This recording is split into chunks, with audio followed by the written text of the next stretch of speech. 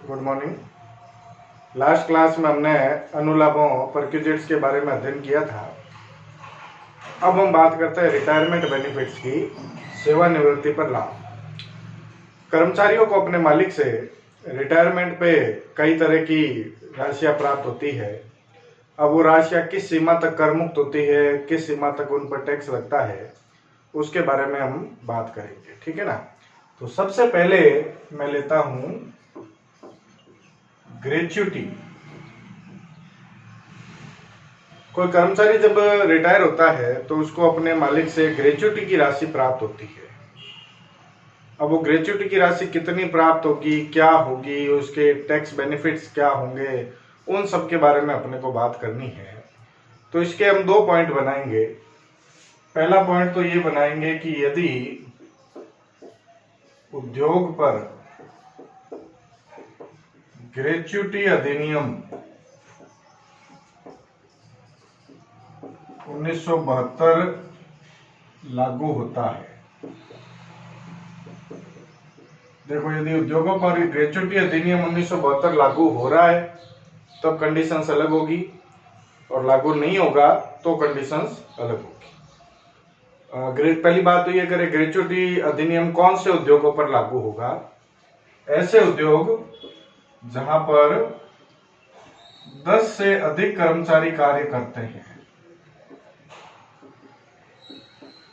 ऐसे उद्योग जहां पर 10 से अधिक कर्मचारी कार्य करते हैं वहां पर ग्रेच्युटी अधिनियम लागू होगा, और जहां पर 10 से कम कर्मचारी काम करते हैं वहां ग्रेच्युटी अधिनियम लागू नहीं होगा। या ये बात भी सोच लेनी जरूरी है कि मान लो आज मेरा बिजनेस चल रहा है और मेरे 10 से ज्यादा कर्मचारी है तो मेरे ऊपर ग्रेच्युटी अधिनियम 1972 जो है वो लागू हो जाएगा। लेकिन मान लो 2 साल बाद में मैंने 5 कर्मचारियों को निकाल दिया, अब मेरे पास कर्मचारी रह गए 7, तो भी ग्रेच्युटी अधिनियम लागू होगा। एक बार अधिनियम लागू हो गया तो उसके बाद वो अधिनियम चेंज नहीं होगा, भले आपके कर्मचारियों की संख्या कम हो गई। ठीक है। अब हम बात करते हैं कि यदि उद्योगों पर ग्रेच्युटी अधिनियम लागू हो रहा है तो ग्रेच्युटी की राशि कितनी कर मुक्त होगी, क्या होगी, उसके बारे में बात करते हैं। सबसे पहली बात, यदि सरकारी कर्मचारी है, गवर्नमेंट एम्प्लॉय है, तो उसको तो जितनी कर राशि ग्रेच्युटी की मिलेगी वो पूरी की पूरी टैक्स फ्री ही होती है। कुछ भी टैक्स नहीं लगता उस राशि पर, पूरा पैसा टैक्स फ्री है, कोई दिक्कत नहीं। लेकिन यदि सरकारी कर्मचारी नहीं है, गैर सरकारी कर्मचारी है,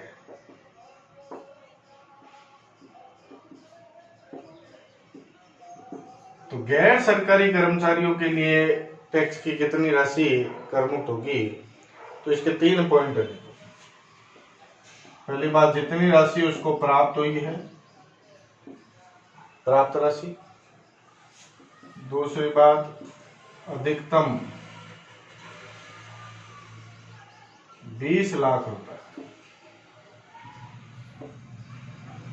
अधिकतम 20 लाख रुपए। और तीसरी, प्रत्येक वर्ष की सेवा के लिए 15 दिन का वेतन। मतलब उस कर्मचारी ने कितने साल सर्विस की है उसके यहाँ पे। मान लो एक कर्मचारी है, उसने किसी बिजनेस में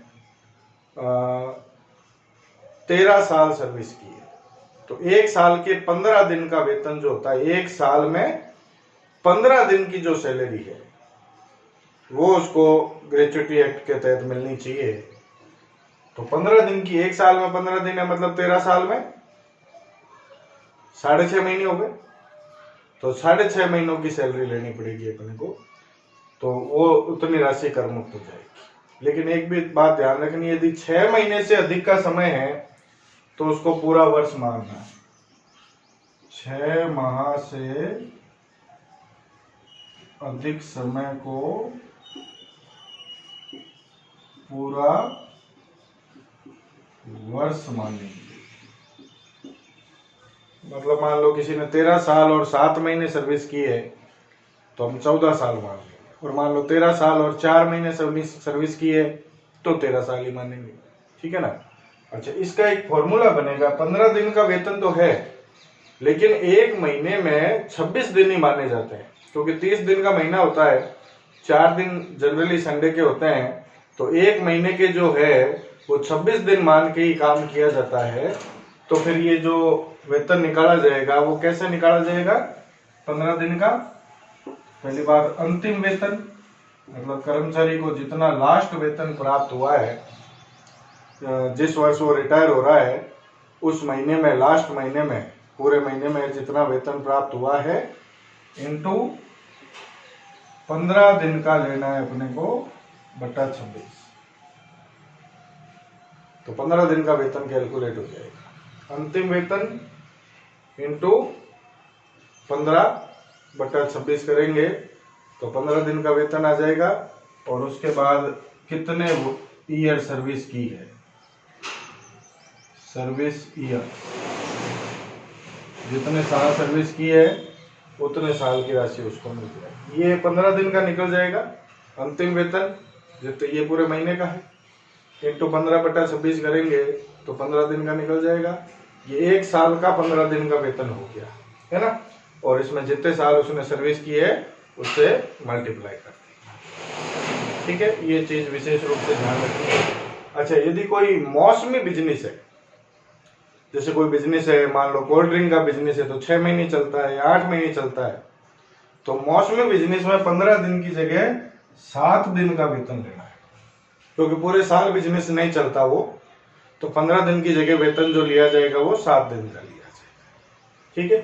अब ये जो 3 राशियां हैं, प्राप्त राशि, अधिकतम 20 लाख रुपए, और ये कैलकुलेशन, तीनों में से जो राशि कम हो, तीनों में से जो राशि कम होगी वह राशि करमुक्त होगी, ये ध्यान रखना। वह राशि करमुक्त हो जाएगी, बाकी कर योग्य हो जाएगी। तीनों में से जो राशि कम होगी वो करमुक्त है और बाकी क्या है, कर योग्य। लेकिन एक बात और ध्यान रखनी है, यदि कर्मचारी को एक से अधिक मालिकों से ग्रेच्युटी प्राप्त होती है, मान लो पार्ट टाइम जॉब कर रहा है, 2-3 जगह कर रहा है ना, तो सबसे ही ग्रेच्युटी मिलेगी, वो रिटायर होगा तब।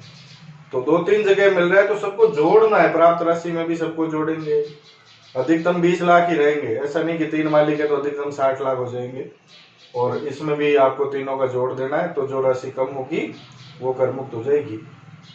मेन चीज ये ध्यान रखनी है। और यदि मान लो पहले भी वो कहीं काम करता था और वहां से रिटायर हो गया था और उसको ग्रेच्युटी की राशि प्राप्त हुई थी पहले भी, और उस समय भी उसको कर मुक्ति का लाभ मिला हुआ है, तो जितनी कर मुक्ति का लाभ उसको, मान लो पहले 5 लाख रुपए की कर मुक्ति का लाभ मिला हुआ है, तो ये 5 लाख रुपए इस 20 लाख में से कम हो जाए। तो पहले वो रिटायर हो गया एक बार, फिर नई नौकरी लग गया, फिर नई नौकरी में दोबारा रिटायर हो रहा है, तो पहली बार उसको जब ग्रेच्युटी मिली थी तो उसने 5 लाख रुपए का टैक्स बेनिफिट ले लिया था, तो 5 लाख रुपए इस 20 लाख की जो मैक्सिमम अमाउंट है इसमें से कम कर दिया जाएगा, ये ध्यान रखना है, ठीक है। ये बात हो गई यदि उद्योग पर ग्रेच्युटी अधिनियम 1972 लागू होता है तब ग्रेच्युटी की कितनी राशि करमुक्त होगी। अब बात करते हैं कि यदि उद्योगों पर ग्रेच्युटी अधिनियम लागू नहीं होता है, ग्रेच्युटी अधिनियम 1972 लागू नहीं होता है और उसको ग्रेच्युटी की राशि प्राप्त होती है, तो अच्छा एक चीज और ध्यान रखनी है, जब लागू होता है तो वेतन का मतलब क्या था, पहले पॉइंट की बात कर रहा हूं। जब लागू हो रहा था तो वेतन में किसको शामिल कर रहे हैं, वेतन में एक तो मूल वेतन प्लस महंगाई भत्ता, 2 चीजें ही शामिल करनी है केवल। महंगाई भत्ता भले सेवा शर्तों में हो चाहे नहीं हो, शामिल करना ही है कंपल्सरी। कब, जब ग्रेच्युटी अधिनियम लागू हो रहा है तब, ठीक है ना। महंगाई भत्ता और मूल वेतन ये दोनों जोड़ने हैं हर हालत में, भले सेवा शर्तों में, केवल 2 ही चीजें लेनी है बस वेतन में, ये चीज विशेष रूप से ध्यान रखनी है। और कुछ भी नहीं लेना है वेतन में, क्योंकि आप 15 दिन, 1 महीने का अंतिम वेतन लोगे ना, तो अंतिम वेतन में वेतन भी लेना है और महंगाई भत्ता भी लेना है, ठीक है। अब हम बात कर रहे हैं यदि उद्योग पर ग्रेच्युटी अधिनियम 1972 लागू नहीं होता है तब कौन सी राशि कर मुक्त होगी, तो इसके भी 3 पॉइंट है। पहला वही प्राप्त राशि, अधिकतम 20 लाख रुपए, प्राप्त राशि अधिकतम 20 लाख रुपए, और वेतन का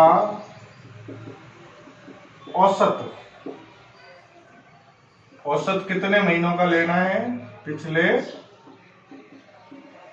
10 माह का, पिछले 10 महीने के वेतन का औसत लेना है, उसका आधा, आधा मतलब 15 दिन का, इसमें 15 दिन नहीं है, इसमें आधा महीना है, इसलिए 15 दिन की कैलकुलेशन नहीं हो रही है। तो वेतन का औसत 10 महीनों का औसत लेना है, इनटू उसका क्या करेंगे, आधा, इनटू कंप्लीटेड फुल ईयर्स, कितने साल उसने नौकरी की है। लेकिन इसमें फुल ईयर्स है, मतलब किसी ने मान लो 13 साल 5 महीने नौकरी की है तो 13 साल लेना है, 13 साल 10 महीने नौकरी की है तो भी 13 साल ही लेना है, पूरे साल है। ग्रेच्युटी एक्ट जब लागू होता है तब तो मैंने क्या किया, 6 महीने से अधिक के समय को पूरा साल माना था। यहाँ पे 6 महीने से अधिक को पूरा साल नहीं मानना है, पूरे कंप्लीट ईयर लेना है। मतलब 13 साल 10 महीने भी यदि किसी ने सर्विस की है तो हमें 13 साल ही लेने हैं, ये बात अच्छी तरीके से ध्यान में रखनी है। तो इन तीनों में से जो राशि कम होगी वो कर मुक्त। लेकिन यहाँ पे वेतन का मतलब क्या है, ये जो वेतन आप लोगे, वेतन का मतलब है बेसिक सैलरी, मूल वेतन। महंगाई भत्ता तभी लेना है जब सेवा शर्तों में हो। वहां पे तो क्या था, महंगाई भत्ता कंपल्सरी लेना है। यहाँ महंगाई भत्ता आपको तभी लेना है जब महंगाई भत्ता सेवा में शर्तों में हो, और प्लस कमीशन ऑन सेल्स, यदि उसको बिक्री पर कमीशन मिल रहा है, ये भी सेवा शर्तों के अनुसार, तो वो भी जोड़ना है। तो दोनों में वेतन का मतलब अलग अलग है, ध्यान रखना। 15 दिन का मतलब अलग अलग है। वहां 15 दिन का मतलब है महीने में 26 दिन मान के 15 दिन की कैलकुलेशन हो रही है। यहाँ 15 दिन का मतलब आधे महीने से, ठीक है ना।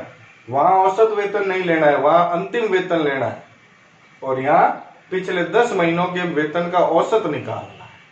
तो कई तरह के फर्क है। वहां पे फुल ईयर्स नहीं है, 6 महीनों से अधिक को पूरा साल मानना है, यहाँ पे कंप्लीटेड फुल ईयर्स है, ठीक है ना। तो ये डिफरेंसेस जो है ये आपको ध्यान रखने हैं। तो ये ग्रेच्युटी की जो राशि प्राप्त होती है वो कितनी राशि प्राप्त होती है, कितनी राशि कर मुक्त होती है, उसके बारे में डिटेल मैंने आपको बताई है। तो बड़े ही ध्यान से इसको देखना है, आपको समझना है, बहुत इंपॉर्टेंट पॉइंट है, एग्जाम में काम आएगा, इसलिए इसको बहुत अच्छी तरीके से देखिए, समझिए। कोई भी तरह की समस्या आए तो आप समस्या पूछ सकते हो, उसमें कोई दिक्कत नहीं है। तो इजीली आपके क्लियर हो जाएगा ये, आराम से देखो इसको। Thank you.